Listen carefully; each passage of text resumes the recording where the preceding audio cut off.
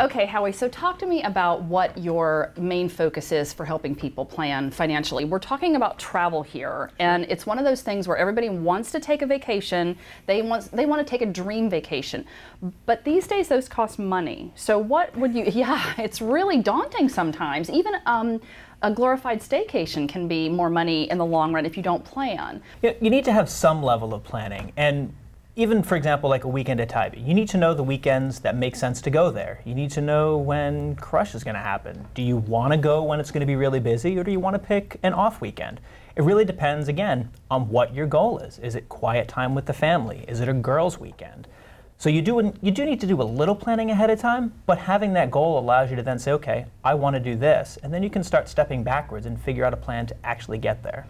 All right, having a plan is great. Having that goal to aim toward is great. But now when you say make plans, does that just mean start saving your pennies? We have talked before about different options that you already have that you may not know about. We talked about credit cards and how you can make them work for you. But there's so much information out there. Where do you start with something like that? So credit cards are definitely a great way where you can, one, get cash back, you can get points.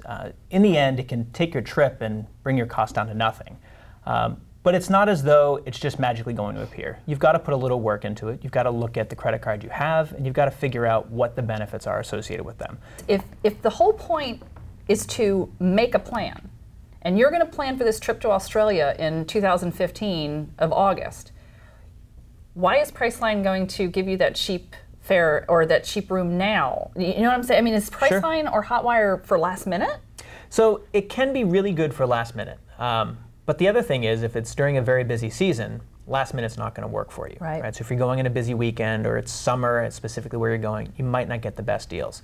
At the same time, though, there is excess inventory available all year long.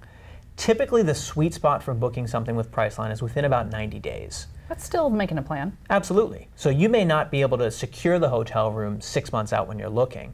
But if you're looking and you say, well, I really can't afford $200 a night, I wouldn't pay $200 a night for a hotel.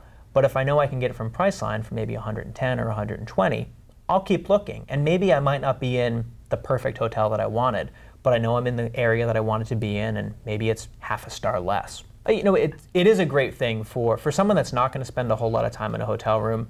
You know, if you're looking for a room to stay, you want it to be safe, you want it to be clean, you want a hot shower, you want a comfortable bed. I mean, at the end of the day, that's really what the hotel room comes down to. If you've got small children, you're a little more concerned about being able to take a nap in the middle of the day. You want it to be quiet. You want to maybe have a little bit more room. So you'd be looking at a hotel that maybe does mini suites or kitchenettes with everything, just to give you a bit of that extra space. And that's something you can absolutely do as well. So it's really, again, all about knowing what your needs are, and Priceline and Hotwire are two great ways you can save a lot with hotels. So if there's someone out there watching and they have a question, they can email you on the website? Absolutely. So you can go to frugaltravelguy.com.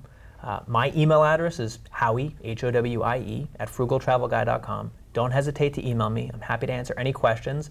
I may not have every answer out there, but if I don't, I'll try to point you in the right direction. And no question, no matter how silly you think it is not worth asking.